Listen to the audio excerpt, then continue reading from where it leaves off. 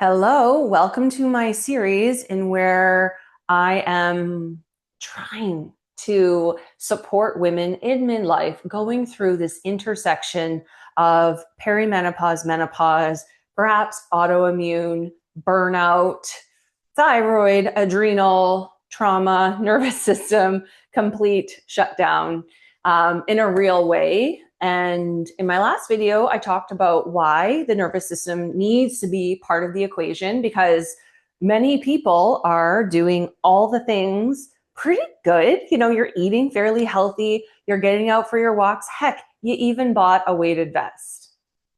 But you're feeling so burnt out. You're still gaining weight around your midsection. Every workout feels like an absolute slog and you're just not the same person. You are struggling to show up the way that you wanted to. And so if this is you, welcome. You are at home here with me. I have been a fitness and health coach for over 15 years, and I have gone through my fair share of health struggles. And I really have to say, I'm so grateful that I had really started implementing so many of these like healthy lifestyle habits before, as I say, shit hit the fan, because I don't know. I mean, I'm struggling now and I was taking really good care of myself. So I'd like today, if you are still here, I'd love to tell you a little bit about my story and where I'm at right now. And like, honestly, what has been helping for me right now. And it's going to overlap with all the videos where I'm talking about, yeah, like habits matter, but you can't stack a whole bunch of new habits onto an already overstretched nervous system that doesn't feel safe, that's in full shutdown mode, because that's going to shut down the battery. So you're working on 1%. That's going to fog over any really good, clear thoughts. You're always going to be acting or reacting from a place of fear or not enough or like scarcity because you just feel like you don't have the energy to do anything anymore, or you're scared because anytime you try, you get huge burnout or it sends you back, right? So a couple of years ago, at the age of 38, I think it was 38, I was going to say 37, I think I was 38, March 2020, I got COVID. And a lot of people have had COVID. It's been no big deal. But for some reason, and we've maybe learned one of the main reasons, I got really sick. And in that time, I learned that I have very, very low white blood cells. My immune system, my neutrophils, my white blood cells are very, very low. And I don't know if I ever would have known that if it wasn't like we were looking at why did I get so sick. When I say sick, I mean like in bed for months, like the whole elephant on the chest, the pleurisy, all of those were like symptoms. But I mean, like healing from that as a 38-year-old, like fitness coach who had so much energy and everything was great. And I had never suffered from a poor sleep or a bad period or I didn't even know what burnout was. Like, I mean, to be honest, it took me 9 months to start to be able to walk around the block again. So just a little context. After that, it turns out that I started noticing that my periods were changing. It took me a long time to recover from a common cold or a flu, and had some trauma around the age of 40 when my mom passed. Also set me into like just a place where I felt like I couldn't crawl out of. Period stopped again, got really sick. And it's not like, if you are here and you understand, it's not like if someone says like, oh, how are you feeling? It's like, you want to say I feel sick, but you're not sick. It's just that you just don't feel good. There's nothing in you that says aliveness. It's just like a struggle to get through the day. So I've had a couple periods, and then here this October, I got COVID again. Again, the COVID itself isn't a big deal. And then I even had a little grace period, and then I fell so deep into the darkest hole that I'm just starting to crawl out of. But this time, at least people know that long COVID is a thing, And doctors weren't so scared to treat me, and I've been getting way better support. But what I've learned is that because COVID knocks like my already immune system that's not super strong, doesn't have a lot of like fight in it. When I do get sick, it sends this signal to my immune system, to my like inflammation, because inflammation kills virus, to like fire. So I have intense inflammation, meaning like soreness and reactivity and fatigue really easily. Like anything, like even just, for example, and if you know, like a movie that gets you all riled up, you can be like completely exhausted from it the next day. And you might not know, like if you are somebody who's just watching this video and you haven't experienced like nervous system burnout or like crazy autoimmune flare-ups, you are like, that's not possible. It absolutely is. Like you can have a conversation that riles you up and the next day you're exhausted from it. So I know. And this time around, I'm getting like all my hormones tested. And yes, at 43 years old, I am showing signs of fairly late perimenopause. Follicular stimulating hormone is really high. Estrogen's there. And I've just started HRT with progesterone, 100. But I don't want to talk about that today because it's like literally been 2 weeks. And I'm not a doctor. So I'm just saying that that's where I'm at. But in terms of taking care of myself and learning that like, okay, so just like anyone in perimenopause, doing more or like trying to, when you hear people say like, oh, you need to expand your capacity and then you grow into that new growth, that's not true for us with autoimmune, with severe hormonal swings, with any sort of, again, thyroid or adrenal hormonal autoimmune symptom. It's just not true that we can push ourselves into this discomfort and then we'll start to grow there. No, we're going to burn out and spend another month discouraged in bed. So that's not actually the option. And even what I've learned, which like has been so hard for me, is that, the saying like, oh, you'll never regret a workout. I have regretted a lot of workouts in the past little bit because I get so sore because my inflammation is on this like autopilot overdrive because of whatever happened in my system. And I have to calm everything down. And I keep thinking that I found a new level of like slowing down. I keep thinking that I found a new level of like self-care.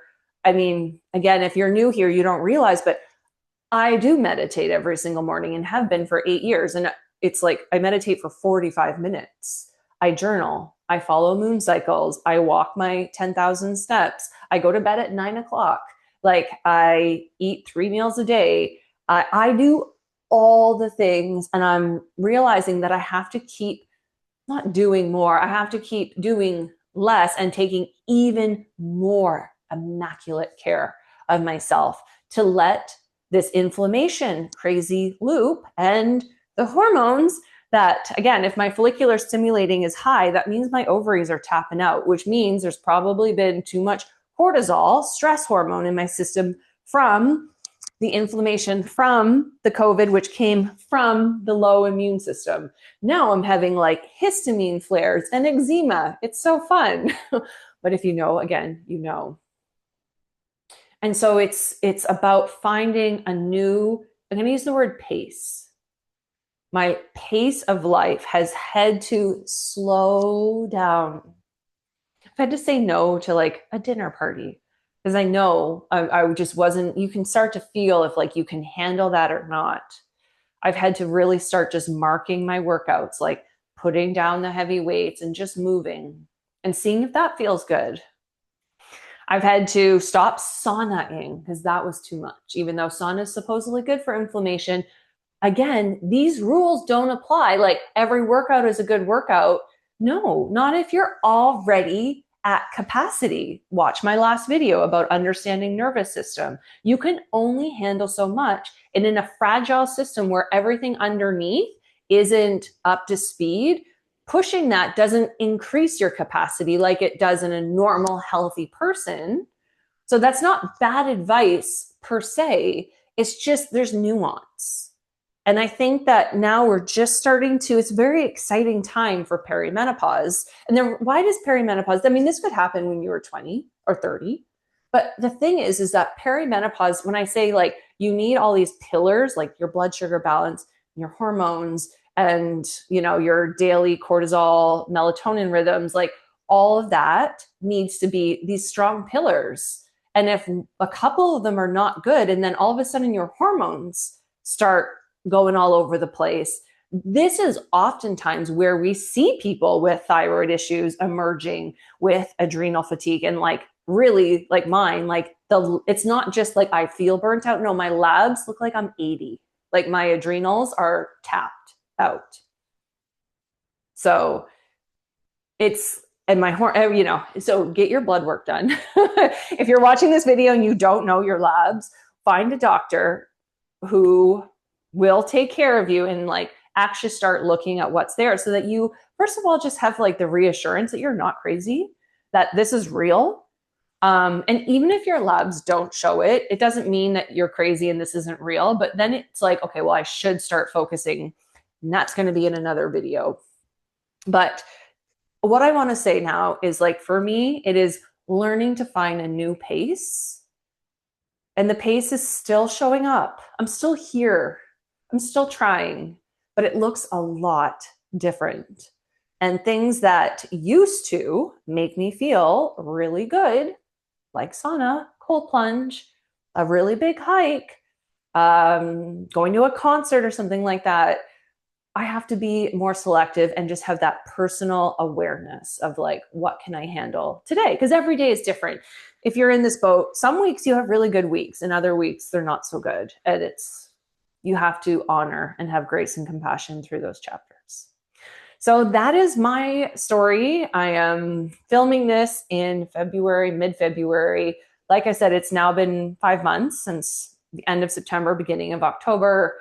And I'm still working through it. And it might be a while until I feel like myself again. Like I can handle a heavy workout. Like I can handle saying yes to a spontaneous anything.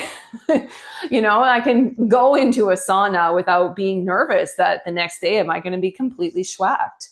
So I'm right there with you. And if any of this, if you haven't watched the previous video, you should watch it. I do have a Midlife Body Upgrade Bundle. So this is an education freebie that's on my website. We all got to have freebies, right? So you guys can trust what I say and to see if you like my style. So a workout that is perfect for midlife bodies.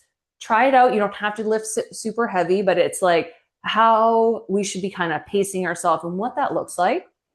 I have a great video on understanding the nutrition piece for creating balance, the macros, enough protein, carbs, and fat, and spacing your calories and like how to track so that, you think that you're eating healthy, but you might need a little support. So that's a beautiful video on how to do that.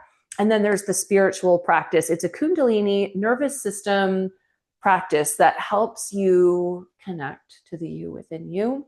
I'm going to link it underneath. I hope you download it. Again, it's free and enjoy, because this is where I think that everything happens for a reason. And this is happening to me for the greater empathy so that women can come to me and feel believed and feel supported and really know that I get it. I get it so much. There's no reason why, this is happening. The reason is that I can be a better coach and I can really help, because I already know the nutrition and the fitness and the self-love. The nervous system piece is so huge. And this is where I'm taking my work this year. I'm not even ready because I'm not feeling well enough. That's why you download the bundle, please. And then once I'm starting to feel better, I want to start doing some programming around helping women get back to the nervous system piece while building healthy habits that don't feel overwhelming, right? I think it can be done. I mean, we're superhuman women. We can do anything we put our minds to, but it requires different pace. It requires a little bit of change that comes from inside. And of course, it requires that empowering education. I am a science girly. I need to understand the why of the hormones and the blood sugar and the cortisol rhythms. All of that really does help us make good decisions for ourselves. When you understand what is going on within you, then you can make decisions accordingly. So education is a huge piece of my coaching. Okay, thank you for staying until the end. I hope you download the video and enjoy.